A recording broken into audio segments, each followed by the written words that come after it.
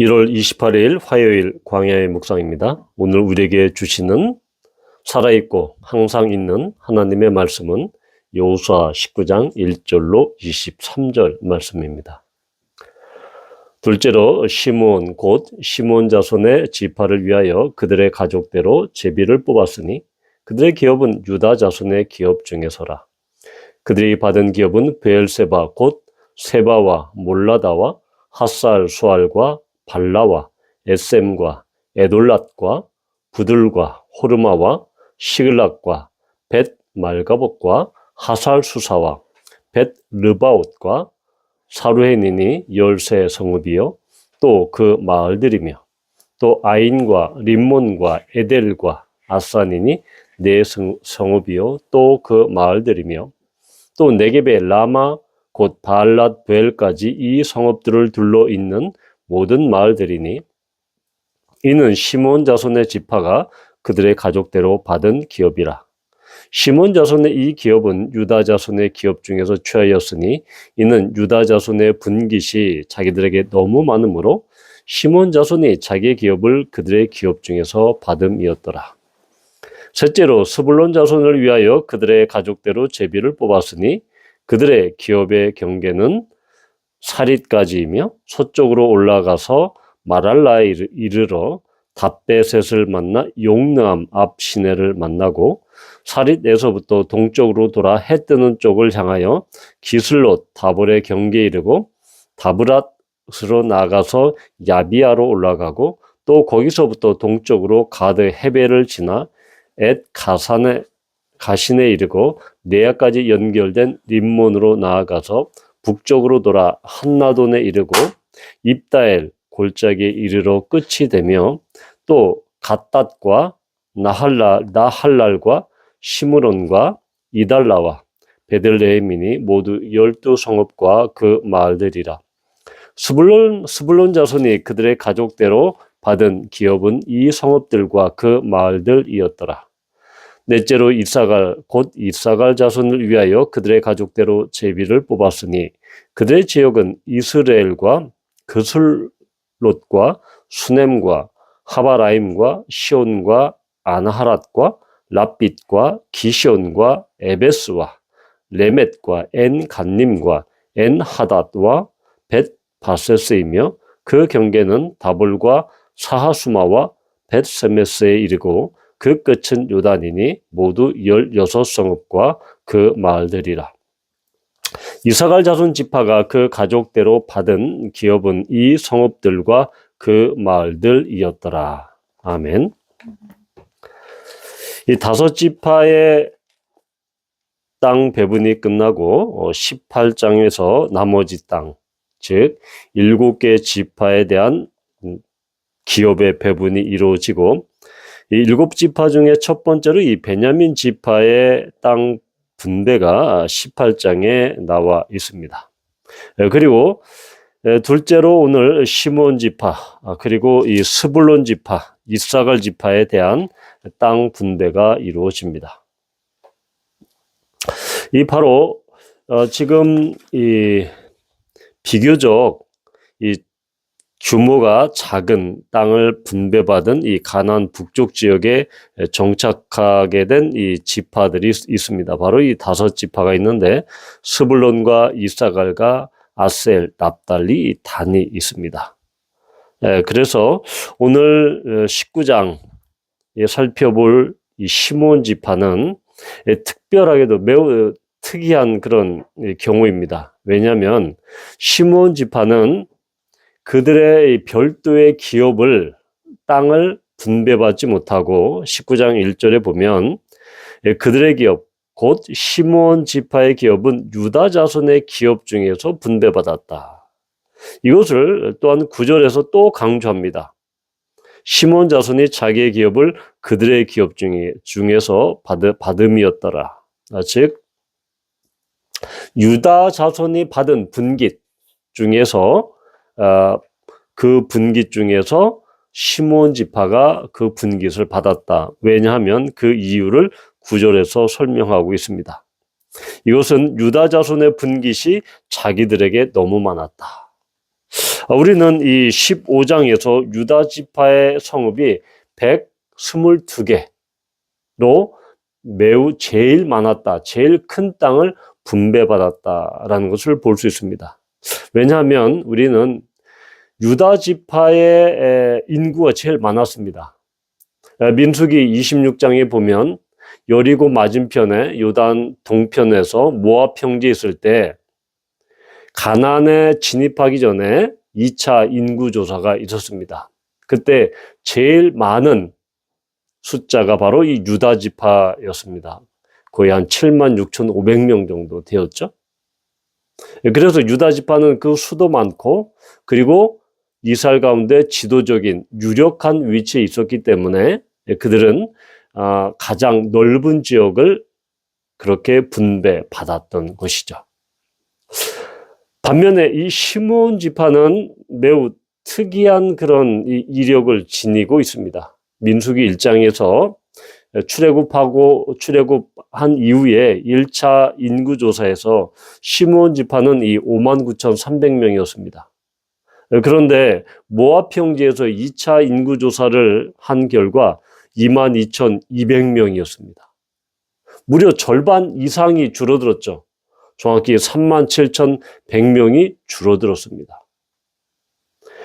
12지파 중에 가장 많은 감소가 있었던 것이 바로 시므온 지파입니다. 므낫세 지파는 한 32,000명에서 한 52,000명, 거의 2만 명이 늘어난 데 비해서 이 시므온 지파는 37,000명이 줄어들었습니다. 그 원인은 바로 민수기 25장에 나오는 이 바알 부올 사건과 관련이 있습니다. 바로 이 바알 부올은 이스라엘 남자들이 모압 여자와 음행했고, 그래서 이 아론의 후손인 비느하스가 이 하나님에 대한 이런 이 열정으로 음행하고 있는 이스라엘 남자와 그 여자를 창으로 찔러 죽입니다. 그래서 이 사건으로 24,000명이 죽게 되죠. 바로 이러한 것 때문에 민수기 25장 12절에서 비느하스에게 평화의 언약을 하나님께서 주십니다. 그 평화의 언약이라는 것은 바로 그의 후손들에게 영원한 제사장의 직분을 약속하는 그 언약입니다. 그런데 시몬과 레위에 대한 야곱의 유언과도 같은 축복과 저주 선언을 우리는 49장에도 볼 수 있는데, 창세기 49장 5절, 6절, 7절에 나와 있는데, 이 7절에 보면, 창세기 49장 7절에 보면 저주를 받으리라는 말이 두 번이 나오고, 내가 그들을 유다 가운데서, 이 야곱 가운데서 나누고 이스라엘 가운데서 흩으리로다 라고 말씀하고 있습니다. 바로 이것처럼 야곱의 이 축복과 저주의 말씀처럼 시몬과 레위는 그 형제였지만 똑같이 흩어짐을 당했습니다. 왜냐하면 레위 지파도 기업을 갖지 못하고 이스라엘 가나안 땅 전역에 흩어졌습니다. 그런데 지금 시몬의 경우는 완전히 다르죠. 왜냐하면 이 시몬 지파는 유다가 분배받은 땅 가운데 거기에서 기업을 분배받았는데, 바로 이 유다 지파의 입장에서 보면 그 땅에서 상당히 좀 좋다고 인정되는 브엘세바와 그리고 이 시글락 주변에 그 땅을 시몬 지파에게 주었을 그 가능성이 높다라고 보여집니다. 그리고 이 사사기 1장과 1장에서 보면 1장 3절에 보면 유다 지파가 시몬, 그의 형제 시몬에게 가나안 족속과 함께 나가서 싸우자. 그래서 시몬이 함께 나가 싸웁니다. 그래서 이 사사기 1장 17절에 보면 유다가 시몬과 함께 이 스밧에 거주하는 가나안 족속을 물리치고 그곳을 호르마라 이름 짓고, 이 호르마는 바로 시몬 지파의 거주지가 됩니다.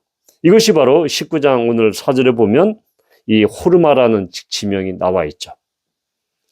유다 지파 입장에서 보면 가장 적은 12지파 중에서 가장 적은 22,200명밖에 안 되는 가장 적은 지파에게 그들이 분배받은 땅 가운데 비교적 좋은 곳을, 좋은 지역을 시므온 지파에게 내줬습니다. 어떤 점에서는 좀 큰 양보를 했던 것이죠. 그리고 그들과 함께 시므온 지파와 함께 가나안 족속을 함께 몰아서 가나안 족속과 싸웁니다.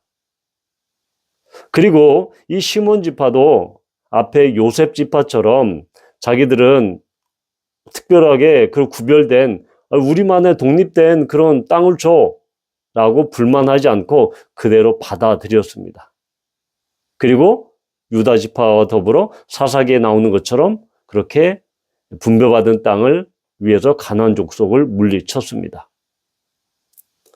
자, 유다 지파 입장에서 보면 시므온 지파를 품은 형제로서 품은 그러한 모양새가 됐고, 또한 어느 면에서 보면 호의를 베푼 그러한 측면이 있습니다. 자, 그런데 이 시므온 지파는 야곱의 그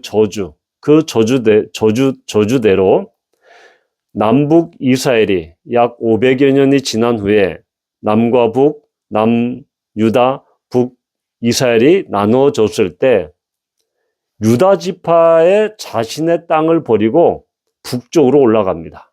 북이스라엘 편에 서게 됩니다. 그래서 이 시므온 지파는 12지파 중에서 가장 먼저 명맥이 사라집니다. 자, 우리는 이러한 이 시므온 지파의 그 이력, 역사를 통해서 우리는 하나님께서 시므온 지파를 배려하셨고 또한 공평하게 또한 공정하게 땅을 배분해 주셨습니다.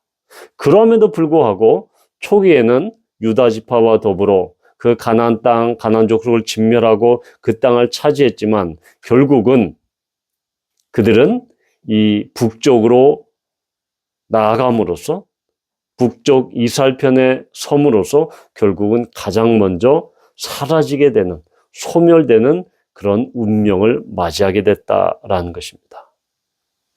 우리는 이 시므온 지파의 역사를 통해서 과연 어느 편에 설 것이냐, 어느 쪽에 우리가 설 것이냐가 정말 중요하다라는 것입니다. 유다 지파가 이스라엘 가운데 형제로서 시므온 지파를 품었지만 결국 그들은 유다 지파와 잠시 협력하는 모양새를 지녔지만 결국은 바알볼 사건에서 보는 것처럼 그들은 그들에게 주어진 축복을 차버리고 결국은 북쪽 이스라엘 편에 서게 됐다라는 것입니다. 이스라엘의 통치자 규가 바로 유다 지파에게 있었는데 유다 지파 편에 서지 않고 바로 우상과 또한 우상 숭배에 젖어 있는 북이스라엘 편에 섬으로써 그들은 일찍 사라지는 운명을 맞게 되었다는 것입니다. 우리도 어느 편에 설 것인가, 어느 쪽에 있을 것인가 매우 중요합니다. 그리스도인은 이미 하나님의 편에 서기로, 성령님의 편에 서기로 그렇게 결단하고 그렇게 결심한, 그래서 그리스도인이 된 사람들입니다. 우리는 이제 마귀의 편이 아니라 사단의 영역이 아니라 하나님의 편에 선 주 예수 그리스도와 함께 동행하는 그 편에 선 것입니다. 그럴 때 우리는 계속 하나님과 동행하며 하나님 편에서 하나님의 놀라운 은혜와 구원의 기쁨을 누리며 살아가고, 그래서 하나님께 충성스럽게 온 마음과 온 정성을 다하여 하나님을 섬기는 그 편을 택해야 되는 것이죠. 우리는 이러한 이 시므온 지파의 그러한 가장 먼저 지파가 없어지는, 그 명맥이 사라지는 그러한 비극적인 상황을 보면서 우리도 정말로 우리가 처음 믿었던 그 첫 신앙, 첫 믿음대로 우리의 신앙생활 가운데 정말 하나님을 배반치 않고 우리의 믿음대로 끝까지 가는, 하나님께서 붙잡아 주시고 하나님께 충성하는 우리 모두가 되기를 축복합니다. 아멘. 함께 기도합니다. 하나님 아버지, 유다 지파는 가장 적은 수의 시몬 지파를 그들이 기업으로 받은 그 땅에 비교적 좋은 곳에 분배했고 그들을 배려했습니다. 또한 사사시대 초기에 시몬과 지파와 더불어 그들이 분배받은 땅을 같이 싸웠고, 또한 그렇게 진멸한 가나안 땅을 시몬 지파에게 나눠줬습니다.